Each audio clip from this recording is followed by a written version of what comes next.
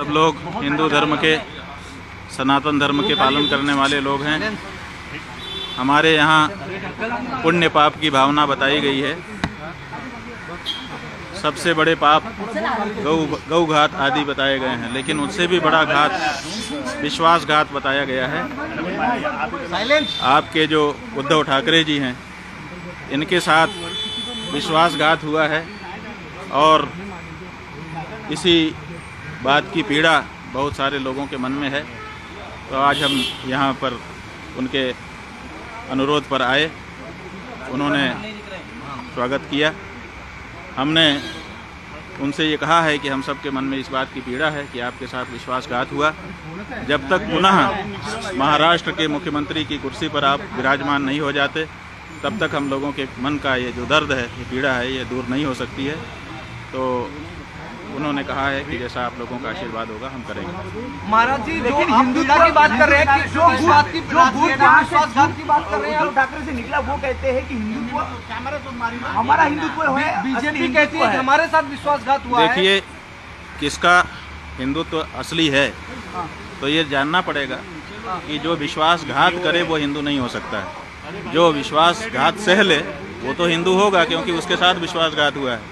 तो जिन लोगों ने विश्वासघात किया वो कैसे हिंदू हो सकते हैं? नहीं, बीजेपी का कहना है कि पहले उद्धव ठाकरे ने बाकी लोगों के साथ मिलकर उनके साथ विश्वासघात किया और यही वजह है कि बाद में उत्तराधिकारी आपको बोलते हैं हम हैं, उनके विचारों के उत्तराधिकारी है। उद्धव जी बोलते हैं हम हैं विचारों के उत्तराधिकारी। भाई, हम कह रहे हैं कि उद्धव ठाकरे जी के साथ विश्वासघात हुआ है।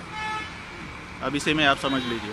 ये बीजेपी ने, इसलिए पूरे महाराष्ट्र की जनता इस बात से पीड़ित है। सबके मन में इस बात का दर्द है। चुनाव में इस बात का पता भी चल चुका है।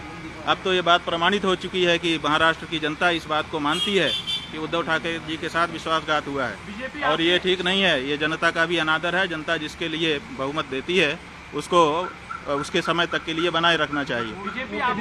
बीच में सरकार को तोड़ देना और बीच में जनमत का अनादर करना, ये अच्छी चीज नहीं है। राज्य का भाजपा कहता है कि हिंदुत्व तो हम शंकराचार्य जो है बयानबाजी को लेकर कैसे हमारा हिंदुत्व ही। भाई, शंकराचार्य की बात नहीं है। शंकराचार्य जी क्या कहेंगे? जो सच होगा तो वही तो कहेंगे। हमें राजनीति से लेना देना नहीं है, लेकिन विश्वासघात तो हमारे यहाँ पाप बताया गया है। ये तो धर्म का मामला है ना, पाप और पुण्य। और इस बारे में कौन बोलेगा? राजनेता बोलेगा। इस बारे में तो धर्माचारी ही बोलेगा। महाराज जी, जो पूजा हुई ये हमारे यहाँ परंपरा है कि जब गुरुजन पधारते हैं तो उनकी पादुकाओं की पूजा की जाती है, और उसी का विधि विधान के साथ पालन उद्धव ठाकरे जी ने सपरिवार किया। प्रतीकात्मक केदारनाथ मंदिर बन रहा है दिल्ली में, उस पर क्या कहना है? देखिए, प्रतीकात्मक केदारनाथ नहीं बन सकता है। हमारे यहाँ शिव पुराण में 12 ज्योतिर्लिंग का व्याख्यान किया गया है। बताया गया है कि 12 ज्योतिर्लिंग होते हैं। 12 ज्योतिर्लिंगों के जहाँ नाम बताए गए हैं, वहीं पर उनका पता भी बता दिया गया है। और ये कहा गया है, जैसे सौराष्ट्रे सोमनाथम, पहले कहा सौराष्ट्र माने पता, उसके बाद कहा सोमनाथ। उसी तरह से केदारम हिमवत पृष्ठे, जो केदार है वो हिमालय के पृष्ठभाग में है, माने हिमालय में केदार है। तो आप दिल्ली में कहाँ से ला के रख दोगे केदार को? जब पता साफ साफ बताया गया है कि ये यहाँ लोकेटेड है, तो आप उसका लोकेशन क्यों बदलना चाहते हैं? क्यों जनता को भ्रम में डालना चाहते हैं? आप भगवान के 1000 नाम है, किसी नाम से स्थापना करके पूजा करिए, लेकिन केदारनाथ धाम दिल्ली में बनेगा, ये अनधिकार चेष्टा है और ये नहीं होना चाहिए। क्या इसके पीछे राजनीतिक वजह है? भाई, बहुत सारी राजनीतिक वजह हैं। हमारे सभी जो हमारे धर्म स्थान हैं, वहाँ पर राजनीति वाले प्रवेश कर रहे हैं। और अब हमारे धर्म स्थान में जहाँ प्रवेश करने में दिक्कत हो रही है, आप केदारनाथ में देखिए 228 किलो सोने का घोटाला हो गया। आप पत्रकार लोग क्यों नहीं उठाते हो?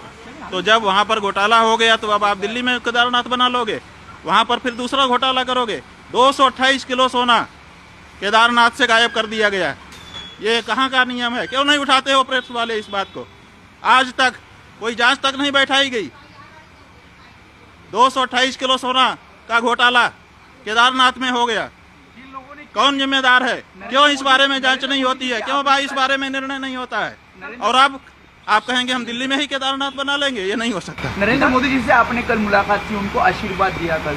हाँ, वो हमारे पास आए थे, उन्होंने प्रणाम किया। हमारा नियम है, हम लोग आशीर्वाद देंगे, जो आएगा उसको आशीर्वाद देते हैं। नरेंद्र मोदी जी हमारे दुश्मन थोड़े हैं, हम उनके हितैषी हैं, सदा उनके हित की बात कह रहते हैं। जब उनसे कोई गलती हो जाती है तो हम उसको भी कहते हैं कि तुमसे ये गलती हो रही है। तो आपको लगता है वो हमारे दुश्मन नहीं है। उद्धव जी ने आपके जरिए बीजेपी के साथ वापसी को लेकर ऐसी कोई बातचीत? नहीं, हमारे जरिए हम कोई लाइजनर नहीं है। हमको श्रद्धा पूर्वक उन्होंने बुलाया था।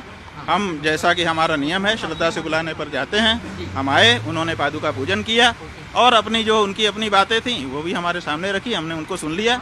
ये जो बात हम कह रहे हैं वो हम अपने मन की बात कह रहे हैं और पूरे महाराष्ट्र की जनता की बात है।